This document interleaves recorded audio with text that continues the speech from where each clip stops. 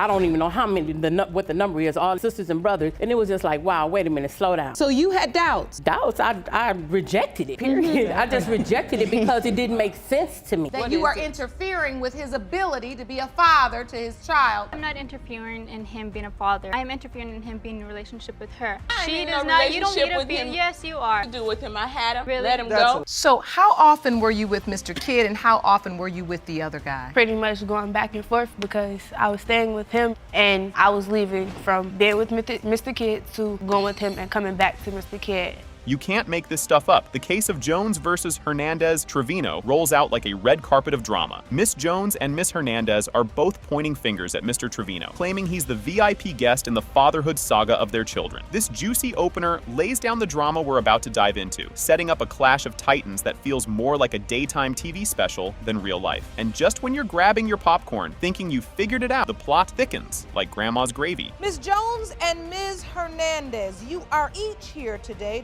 to a man that he is the father of your children. Yes. Now that man, Mr. Trevino, is waiting outside the courtroom and will join us shortly. Who knew paternity could be as complex as a high school relationship? Miss Jones spills the tea on how Mr. Trevino's been playing hot potato with the title of dad to her daughter, flipping between yes and no faster than a politician's promises. This bit of gossip not only serves the drama, but paints a vivid picture of the emotional roller coaster everyone's riding. Buckle up, folks. This soap opera's just getting started. Ms. Jones, tell me about how he's denying your daughter. He's denied her back and forth. He says, I'm not the father, I am the father. I'm not denying, I'm simply requesting the truth, Your Honor. I'm not denying anybody, and I've been there for both. My family and I have done a lot. Keyword, your family. You are the father. Remember that. You have not been there.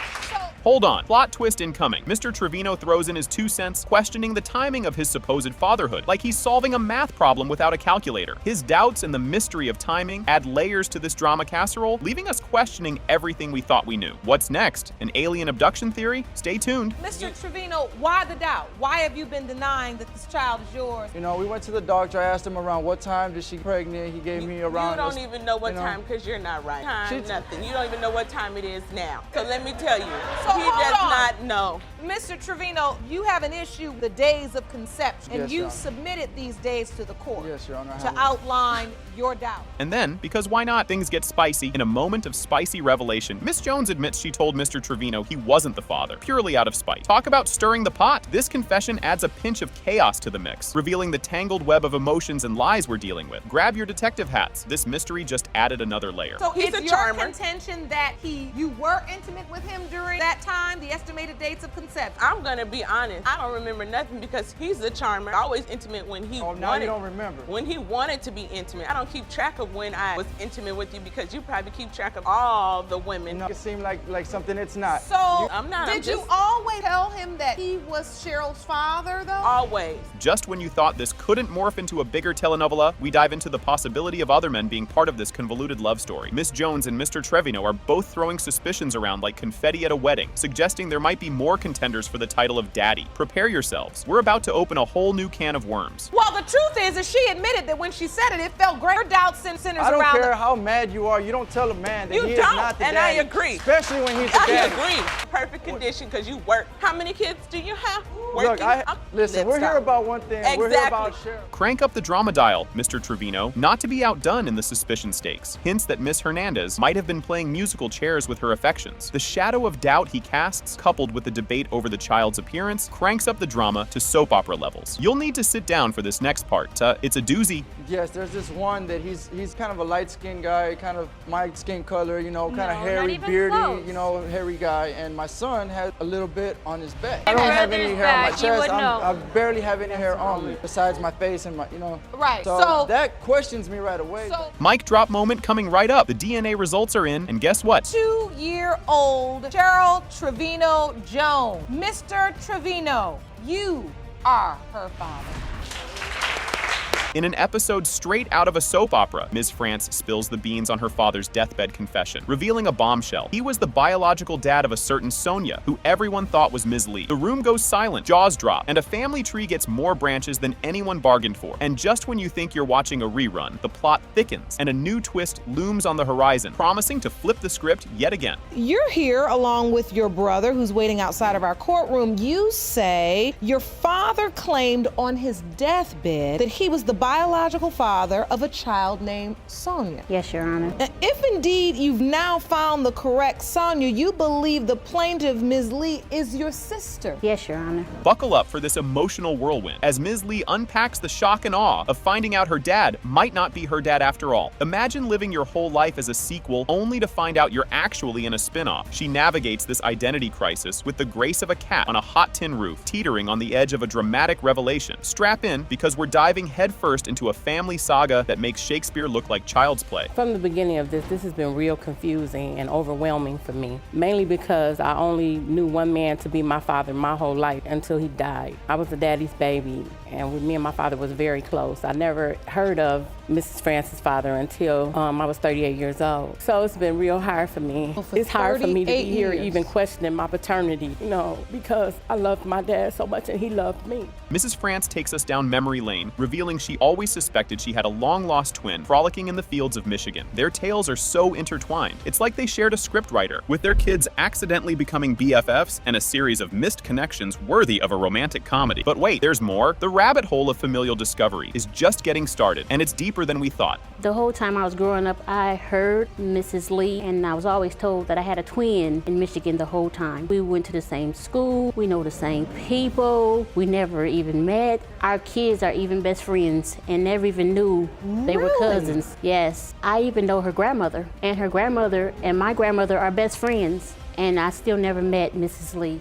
The plot thickens as Ms. Davis embarks on a mission impossible to find her sister Sonia, following their father's last wish. The quest unravels a twist nobody saw coming. Sonia, long believed to be a ghost, is very much alive. This revelation sets off a domino effect, unearthing secrets buried under years of family lore. Grab your popcorn, because what comes next is a roller coaster of emotions, revelations, and the kind of family drama that could win an Oscar. Well, I started on Facebook, and I couldn't find her on Facebook nowhere. So you were looking up the name? Gave up the search looking for Sonia Miller. Sonia Miller. We thought she was Sonia Miller, but I couldn't find her at all and wanted us to find her. I wasn't going to stop my search. I was going to keep on searching. Getting on Facebook again after he passed away led us to put her in the obituary as deceased, and she was not deceased. As we peel away the layers of this intricate family onion, Ms. Lee confronts the whirlwind of emotions tied to the revelations about her paternity. She navigates the maze of what-ifs, mourning the lost time, with siblings she never knew she had, all while dealing with the existential crisis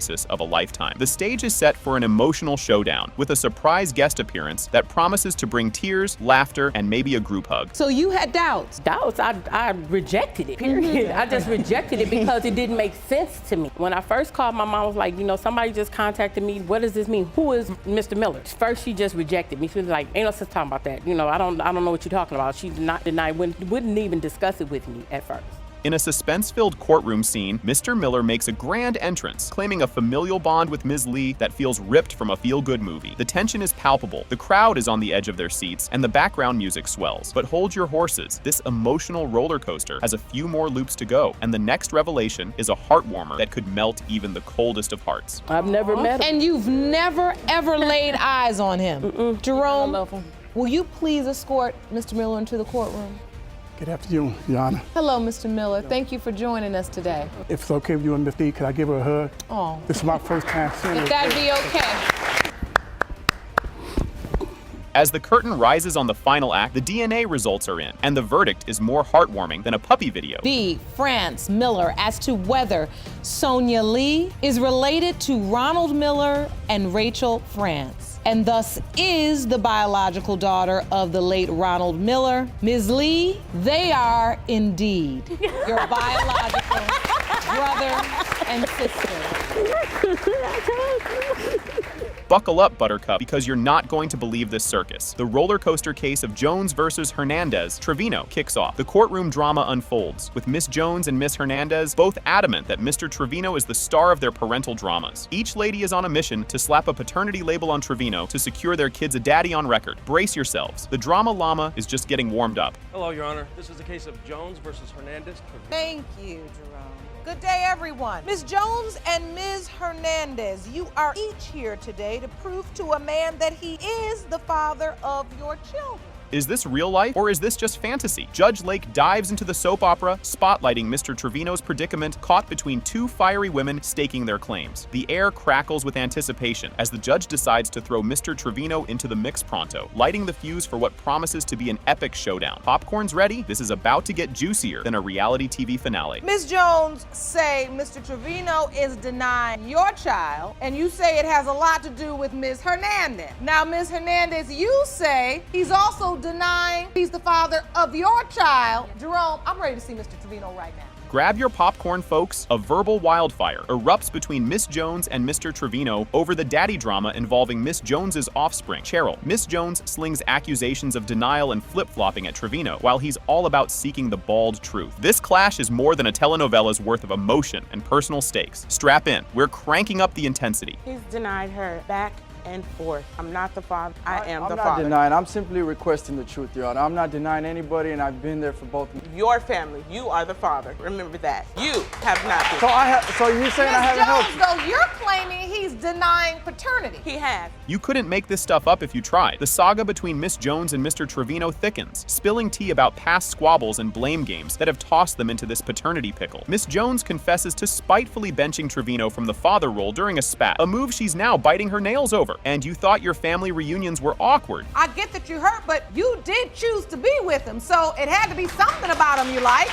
I did. I was in love with him, and I did feel that he was a good person. So he's it's a your charmer. contention that you were intimate with him during that time, the estimated dates of conception? I don't remember nothing because he's a charmer. I was always intimate when he wanted. Now you don't remember. When he wanted to be intimate. Hold on to your hats for this hairpin turn. Now it's Miss Hernandez's time to shine, throwing another curveball into the paternity plot. She lays out the messy web of tensions and personal drama entangling Mr. Trevino's potential daddy duties. Miss Hernandez swears she's not trying to stir the pot in Mr. Trevino's daddy-daughter dance with Miss Jones's kiddo, but oh, the drama begs to differ. Dive deeper and the rabbit hole goes wild. She hinders a lot of the things. I can't come see Cheryl, our daughter. Miss Hernandez doesn't want me to be around my daughter. What is your response to her claim that you are interfering with his ability to be a father to his child that he has with her? I'm not interfering in him being a father. I am interfering in him being in a relationship with her. She does not. You don't need to be. Yes, you are. If I'm in a relationship with anything to do with him, I had him. Really? Let him That's go. a lie. So then why can't you have him be alone with his daughter? Just when you thought it was safe to go back in the courtroom, we pivot to the daddy debate over Miss Hernandez's mini-me. Mr. Trevino is swimming in a sea of doubts, fueled by his side-eye at Miss Hernandez's antics and the kids' looks that just don't add up. This chapter peels back layers of personal uncertainty and the quest for daddyhood truth. But wait, there's more drama on the horizon that'll knock your socks off. With my son, there's been so many times where I'm going off to work and she's over here straightening her hair and putting on makeup. Why don't you do that while I'm there? You should be doing that for me, not when I'm on my way to work. Guys coming over, and when I'm getting home from work, coming over they're for leaving. My brothers, not coming over You know what for I mean? me. Like, I can't. and her brothers, by the way, her brothers hate me. She has brothers and they have friends.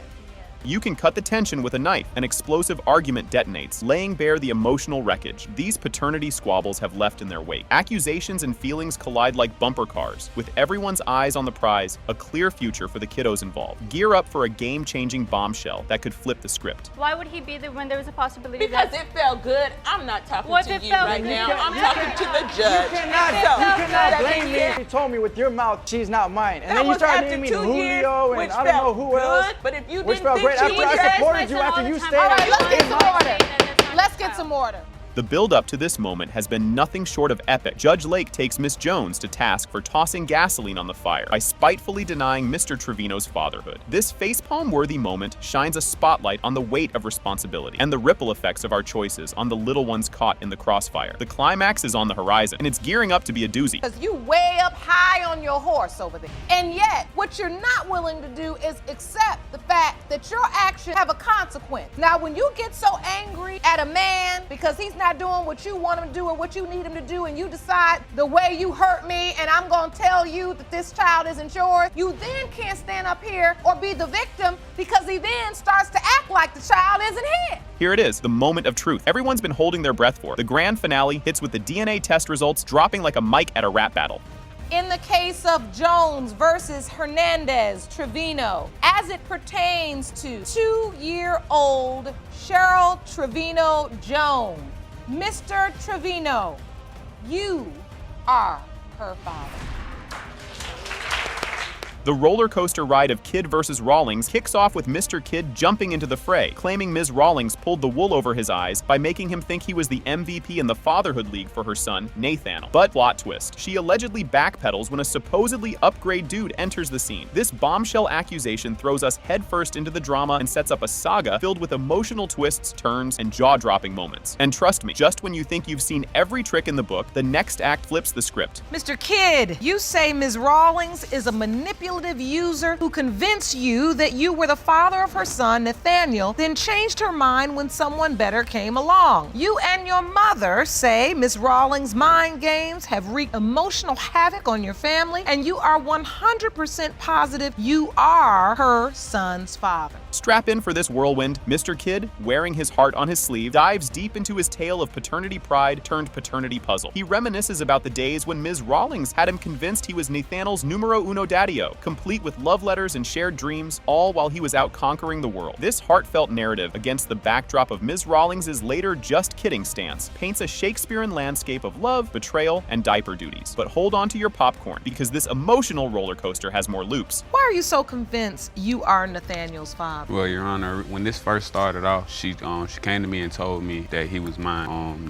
She was sending me letters when I was gone. And so you were away when she found out she was pregnant? I was away about a month after. I went away a month after she found out she was pregnant. And did you tell him it was his child, Ms. Rawlings? No, Your Honor. You're not ready for this bombshell. Enter Ms. Rawlings, with a plot twist that could rival any daytime soap opera. She lays down the complicated web of Nathaniel's paternity saga, weaving a tale of romance, mystery, and a who's the daddy dilemma, with Mr. Kidd and a mysterious other contender in the mix. Her story adds more layers than a wedding cake to the drama, cranking up the emotional dial and leaving everyone guessing. Brace yourselves. The next revelation will have your eyebrows reaching new heights. What was your relationship with this man like? We were in a serious relationship. I was actually at some point, once I left from being around Mr. Kidd, that I was actually staying with him. So how often were you with Mr. Kidd and how often were you with the other guy? Pretty much going back and forth because I was staying with him and I was leaving from being with Mr. Kidd to going with him and coming back to Mr. Kidd.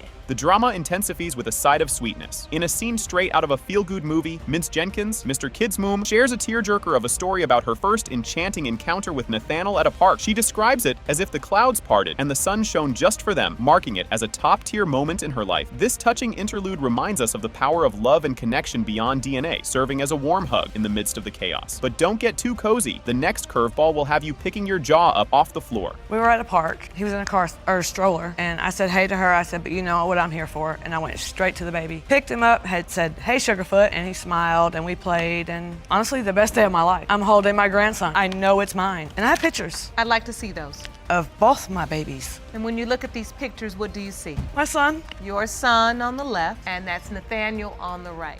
Just when you think we've reached peak drama, the plot thickens as Ms. Rawlings drops another bomb, revealing yet another contender in the Nathaniel Daddy Derby, who's also spotting familial features in the kiddo. This twist throws another spicy meatball into the already simmering sauce of the paternity mystery, turning up the heat on the emotional stove and stirring the pot like never before. And just when you're trying to catch your breath, the next clue will have you gasping for air. And as I sent her pictures, she's like, yes, I believe it's Kevin. It's Kevin's. It's gotta be. Ms. Rawlings, did the other guy, the other potential father, did he ever acknowledge that he could be the father or express interest in being in Nathaniel's life? Yes, he did, because he was the one that actually told me to get a test to see if I was pregnant. And me and him were sick together. And he actually reached back out to me because he had some other situations going on, looking at pictures, and he questioned it again. He was like, are you sure the other guy is your child's father? Your mind is about to be blown. The courtroom becomes the arena for the ultimate revelation. It has been determined by this court. Mr. Kidd, you are the father. You are the father. Thank you. Thank you.